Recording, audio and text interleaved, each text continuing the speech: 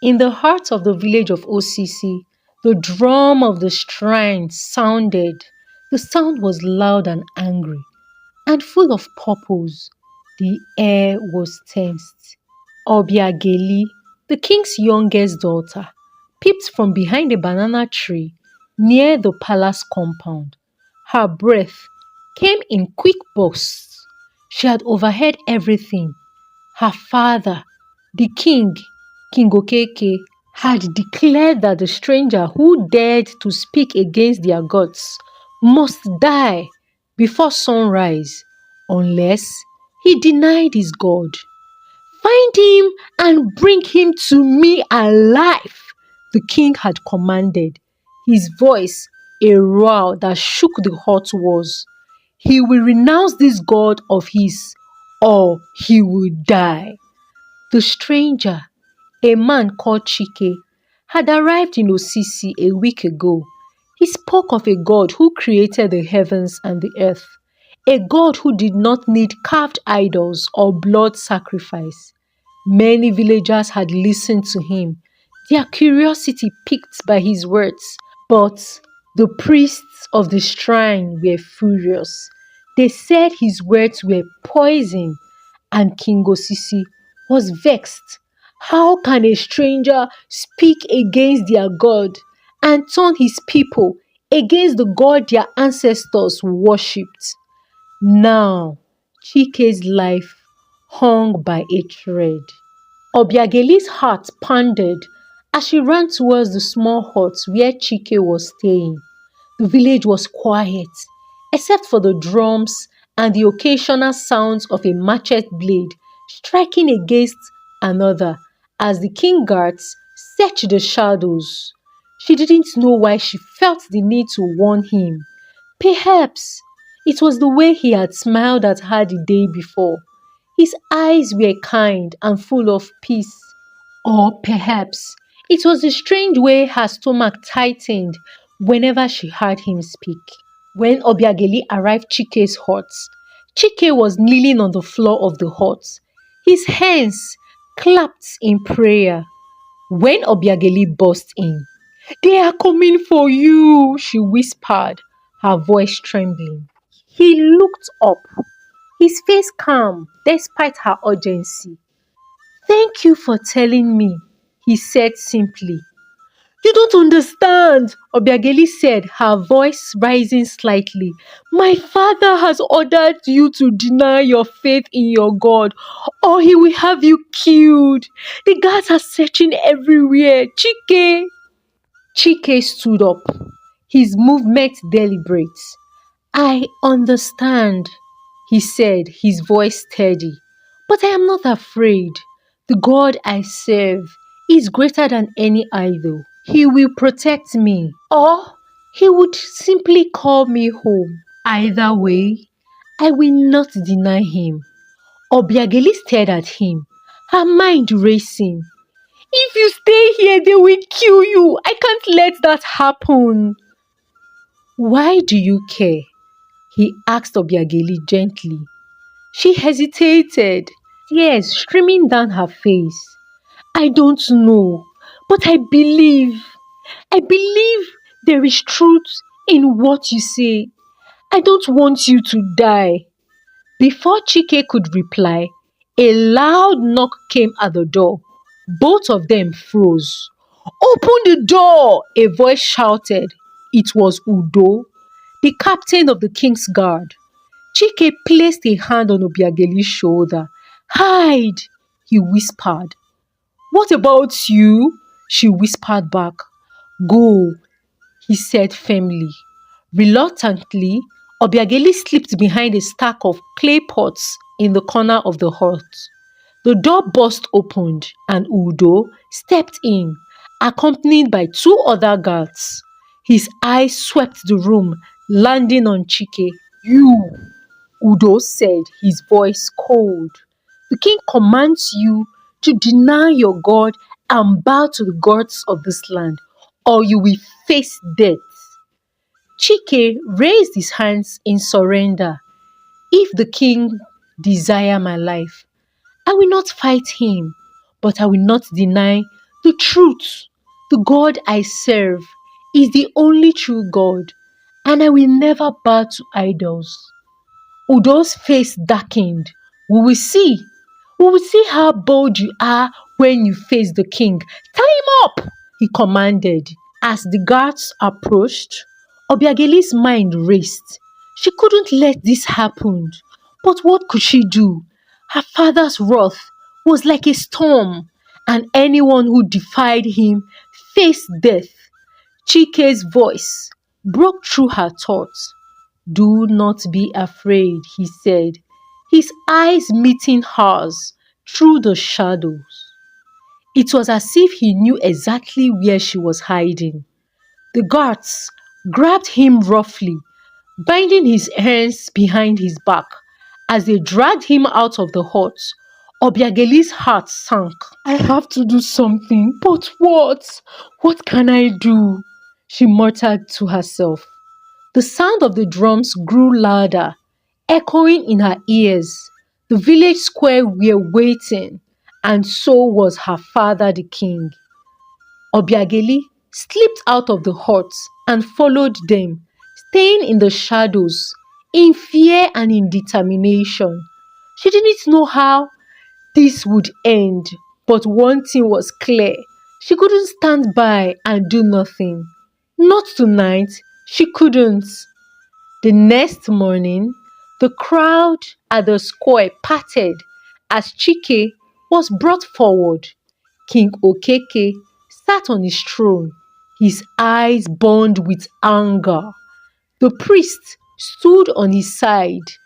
Chike was thrown to his knees before the king. Stranger, the king began, his voice echoing, you have come into my land and spoken against our gods? You have stirred rebellion in the hearts of my people. Now you will bow to the gods of Osisi or you will die. Chike lifted his head, his gaze steady. Your Majesty, I mean no disrespect, but the gods of the wood, stone, cannot hear you. The God I serve is the creator of all things. He alone deserves worship. Murmurs spread through the crowd.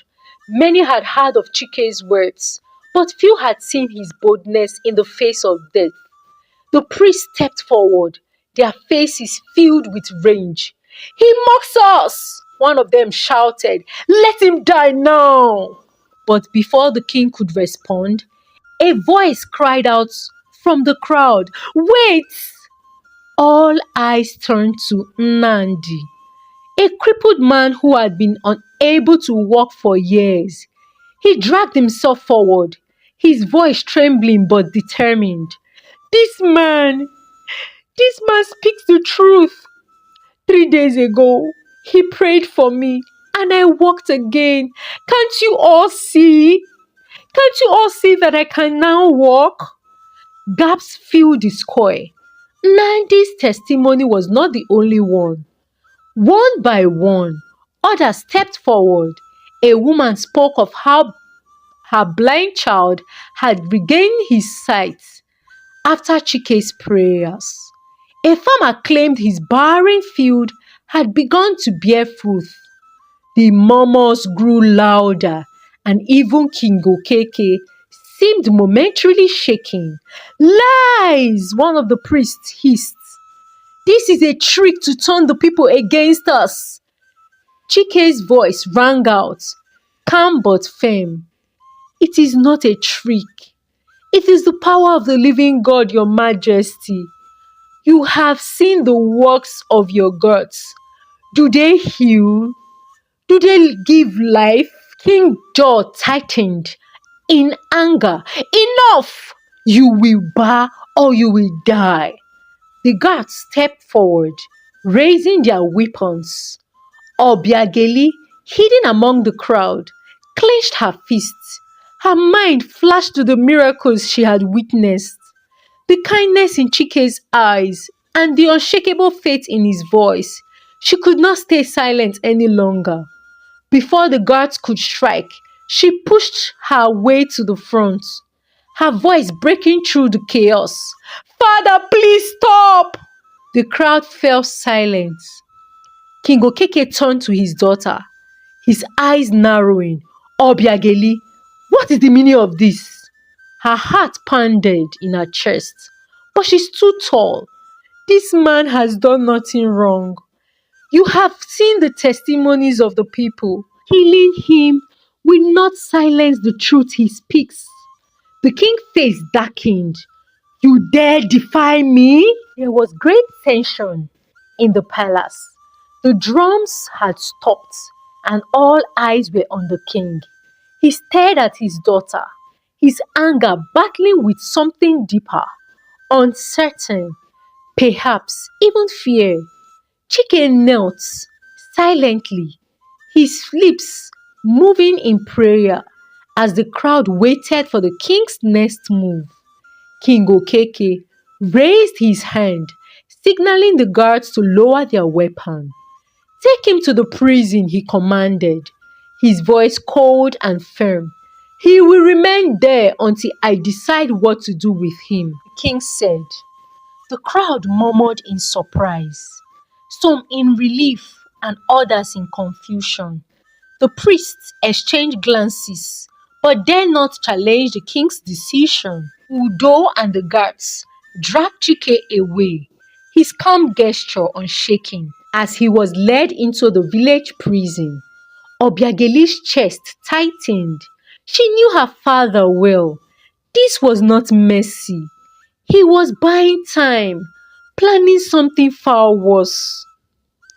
In the confines of the prison, Chike knelt on the cold, damp floor. His lips moved silently in prayer. He prayed for strength, for courage, and for the people of OCC, especially for the king who sought his life. Meanwhile, across the village, those who had witnessed Chike's miracle began to gather in secret.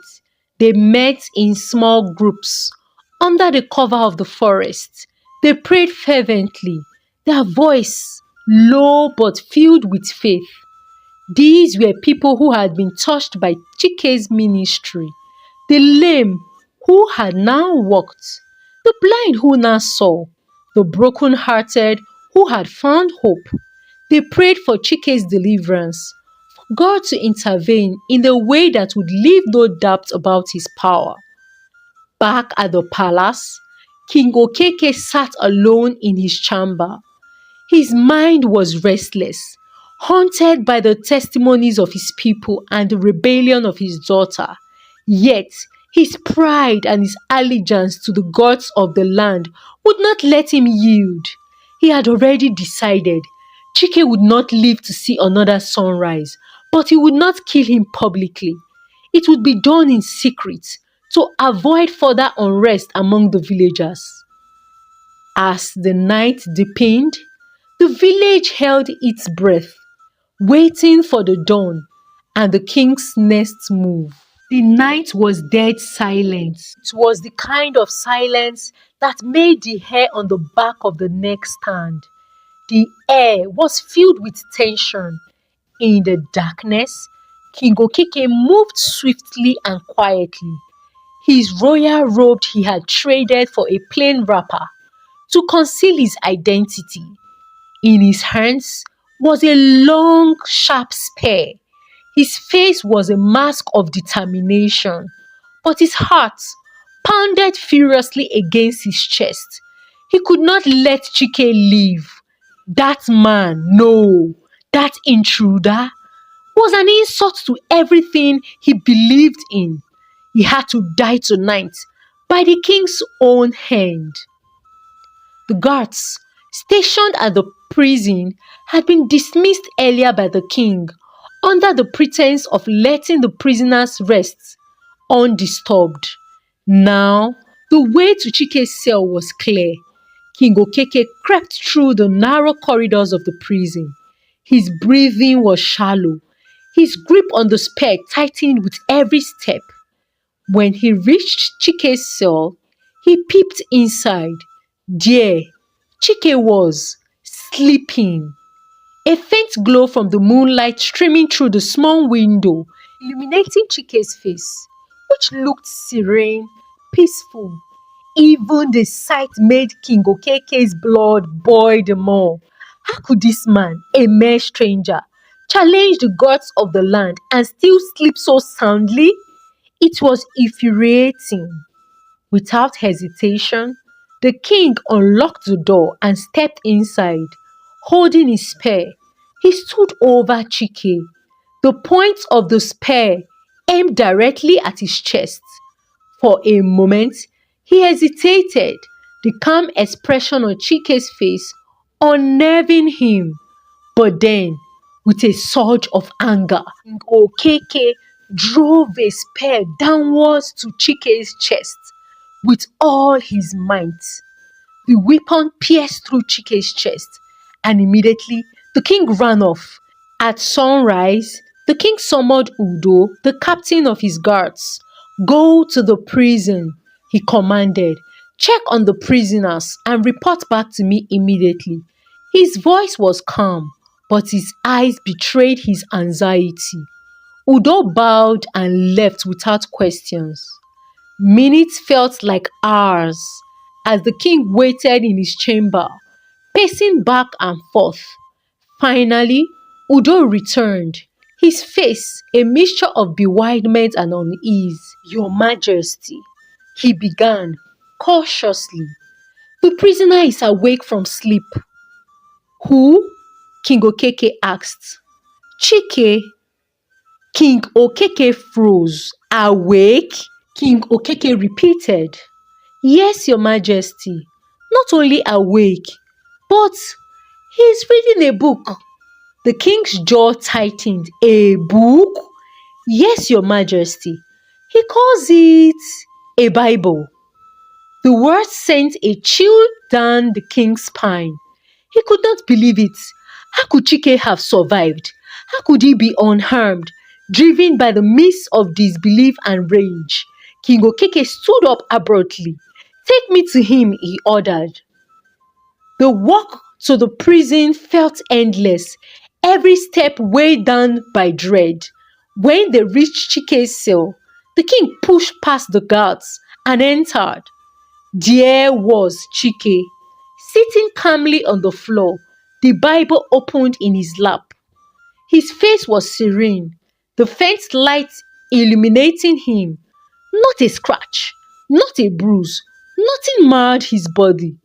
Chike looked up, his eyes meeting the king's. There was no anger, no fear, only compassion. Your Majesty, he said softly, why do you fight against the truth? King Okeke's knees buckled. The spear fell from his trembling hands as he collapsed to the ground, his chest heavy and his vision blurred.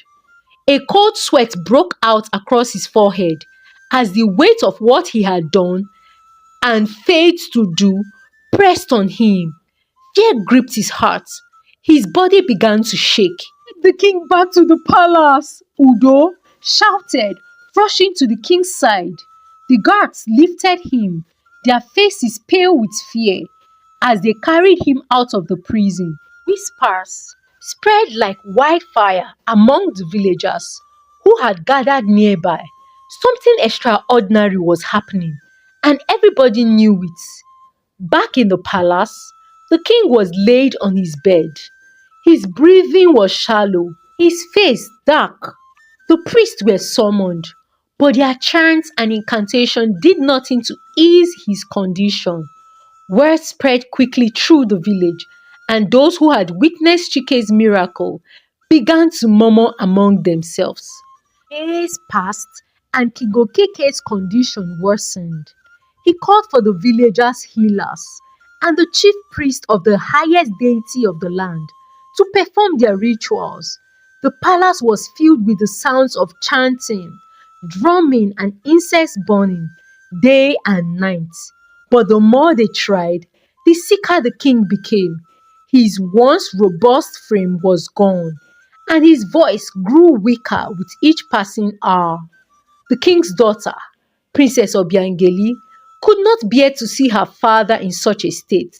Though she had been raised to revere the village gods, she could not ignore Chike and the miracle he had performed.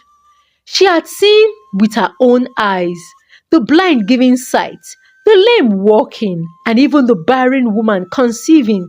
After Chike's prayers, with a heavy heart, she decided to act fast.